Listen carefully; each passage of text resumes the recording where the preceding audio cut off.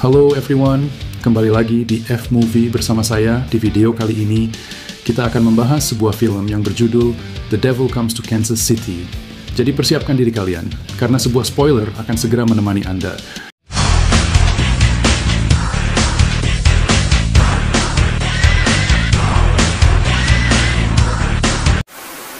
Setelah seharian di peternakan, Paul pulang saat putranya mulai tertidur. Istrinya, Sadie, dan putri mereka, Rebecca, menyambutnya hangat. Sadie baru saja selesai memasak dan ingin mereka makan bersama. Saat makan malam, Sadie mengusulkan agar Paul ikut menonton pertunjukan teater di Kansas City. Namun, Paul menolak karena harus memindahkan 100 ekor sapi ke kota lain malam itu. Ia menyarankan Sadie dan Rebecca pergi tanpanya dan bahkan menginap di rumah teman masa kecil jika pulang terlalu malam. Setelah berpamitan, Paul dibantu Isaac, rekannya, untuk memuat ternak. Sementara itu, Sadie dan Rebecca bersiap berangkat. We all leave? I was your favorite guy. Oh, I don't like my shot. Cerita bergeser ke Kansas City, di mana bos mafia Klein kehilangan kendali setelah beberapa perempuan yang diculik melarikan diri. Murka, ia menembak bawahannya, lalu memerintahkan Mas mencari pengganti dan melanjutkan rencana memperluas jaringan kriminalnya. Paul kemudian mendatangi ayahnya, Richard, untuk meminjam truk karena kendaraan tak cukup. Mereka sempat berbincang sambil menonton sepak bola. Tiba-tiba, Paul mendapat panggilan video dari Rebecca yang memberitahu bahwa ia dan Sadie hampir tiba di teater. Paul mengingatkan mereka berhati-hati. Namun, begitu tiba di parkiran, dua pria, Mas dan rekannya, mendekat. Sadie berusaha menahan mereka, tetapi keduanya langsung menyerang. Paul yang masih di ujung panggilan video hanya bisa menyaksikan dengan kaget. You got everything? You need the overflow lock for. Let's go. You need help with. What's up? Sadie! Sadie melawan sekuat tenaga, namun Mas menembaknya tanpa ragu. Rebecca pun diseret pergi. Paul hancur menyaksikan istrinya tewas dan putrinya diculik di depan matanya. Hey, stay away from her!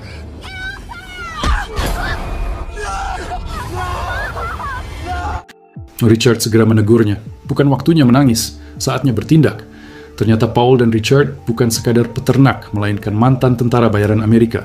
Dengan sejarah panjang misi mematikan. Tanpa menunda, Paul pulang mengambil senjata, sementara Richard menghubungi dua sahabat lama Paul. 10 menit kemudian, Isaac dan Bowen tiba, siap bergabung dalam perburuan. Things you saw back, but we did not have enough money. We have time. We did 3. Richard langsung menjelaskan situasi. Rebecca telah diculik di Kansas City, sementara Sadie meninggal.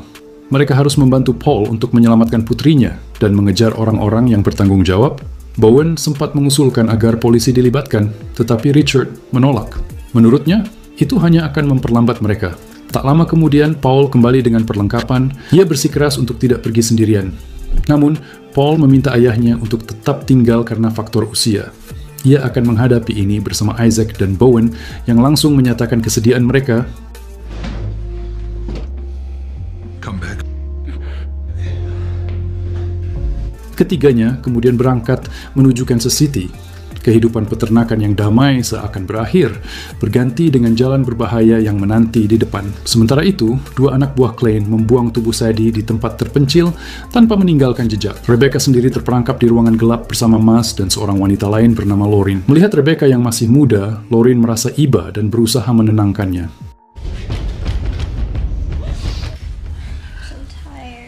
Di sisi lain kota, Paul, Isaac, dan Bowen tiba di Kansas City.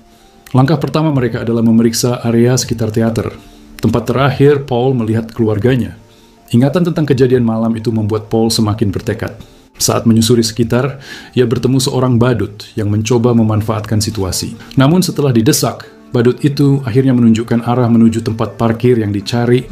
Di sana, mereka menemukan mobil Sadie. Paul meminta Isaac dan Bowen untuk menyebar mencari petunjuk. Sementara ia memeriksa mobil. Tak lama kemudian, ia melihat Mas bersama seorang pria lain di sekitar lokasi, tampak sedang mencari korban. Paul mencoba menghentikan mereka, tetapi Mas langsung kabur. Hey! Pria yang bersamanya berhasil dilumpuhkan dan kemudian dibawa ke sebuah gudang tua. Saat diperiksa lebih dekat, Paul segera mengenalinya. Ia adalah salah satu orang yang ikut menyeret Rebecca malam itu. Dipenuhi amarah, Paul menghajar pria itu hingga tak berdaya. Isaac dan Bowen berusaha menahannya, Tetapi Paul terus mendesak demi mengetahui keberadaan putrinya. Akhirnya, dengan sisa tenaganya, pria itu menyebut satu kata, Westport, sebelum tewas. Melihat Paul kehilangan kendali, Bowen merasa tidak sanggup lagi terlibat dan memutuskan untuk pulang. Paul tidak mencegahnya. Ia bahkan memberi kesempatan Isaac untuk pergi. Namun Isaac memilih tetap tinggal. Damn it, don't you tell him. It's over. Tonight? And let's put... Alright then. Dalam perjalanan, Paul menyuruh Isaac menelusuri Westport, yang ternyata merujuk pada sebuah klinik gigi di pinggiran Kansas City. Mereka segera menuju ke sana. Saat masuk, klinik itu terbukti hanyalah kedok, dipenuhi para pecandu dan kegiatan ilegal. Di tengah kekacauan itu, mereka berhasil menangkap sang dokter gigi, Babel, yang mencoba kabur.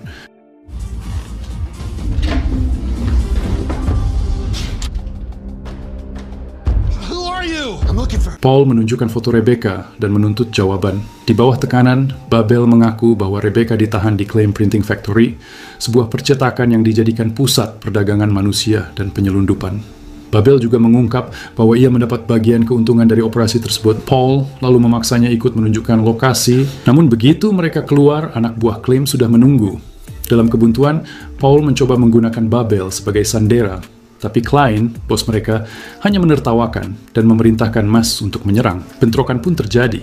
Paul terluka dan tak sadarkan diri, sementara Isaac dan Babel tewas. I think for a lot of obvious reasons, you...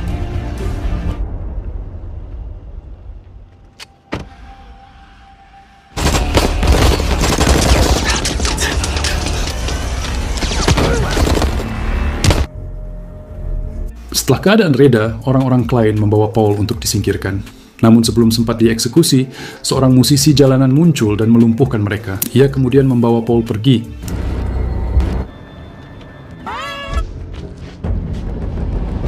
You all fucked up. Ketika Paul terbangun, ia mendapati dirinya di sebuah rumah kecil, luka-lukanya telah dirawat seadanya. Saat keluar, ia terkejut melihat sosok yang menolongnya, Randall, teman masa kecilnya yang pernah ia ceritakan pada Sadie. Paul mengucapkan terima kasih. Randall menegaskan bahwa peluru masih bersarang di tubuh Paul, dan ia harus segera mendapat perawatan medis.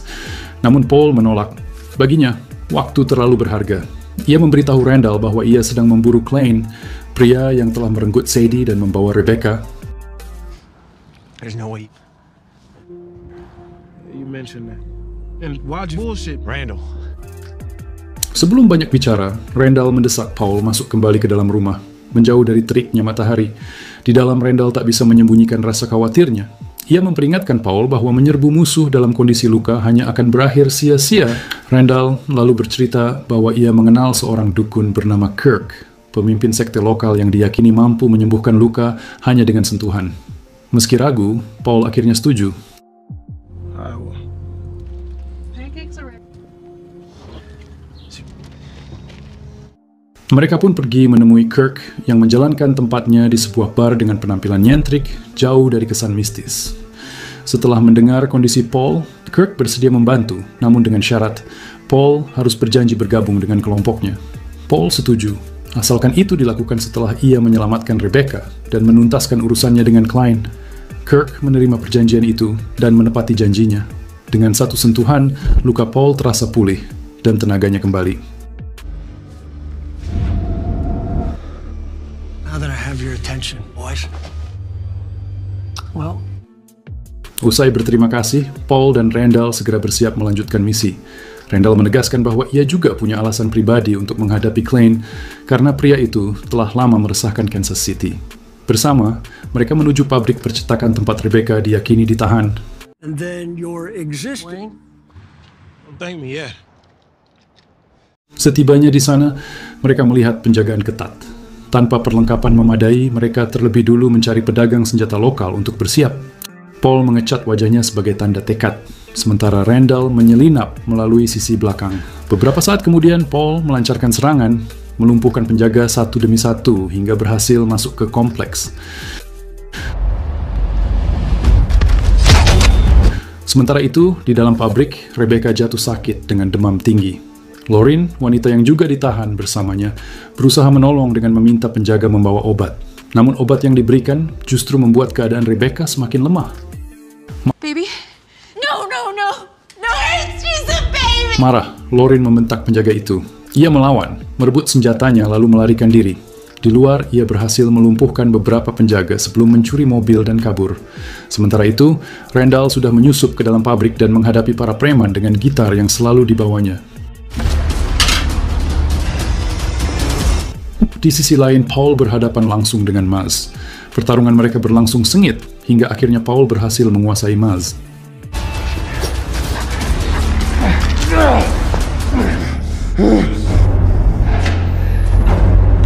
Setelah itu, Paul menyerbu masuk ke kantor Klein, namun mendapati ruangan itu kosong.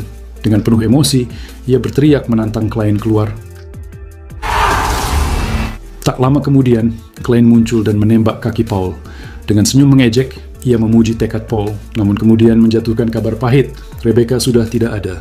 Mendengar itu, Paul terpukul dan kehilangan kendali. Meski terluka, ia tetap menyerang, namun kondisinya membuatnya semakin terdesak. What did he?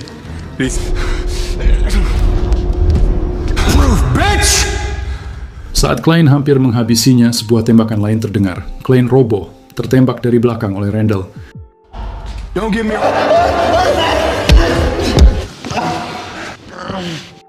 Ia segera menghampiri Paul, berusaha menahannya tetap sadar. Namun luka Paul terlalu parah. Dalam kesadarannya yang memudar, Paul membayangkan Sadie dan Rebecca dalam balutan putih, tersenyum lembut ke arahnya. Ia berlari menghampiri mereka, meneteskan air mata karena tak bisa menyelamatkan keduanya. Namun akhirnya ia memilih bersama mereka menerima takdirnya dengan tenang.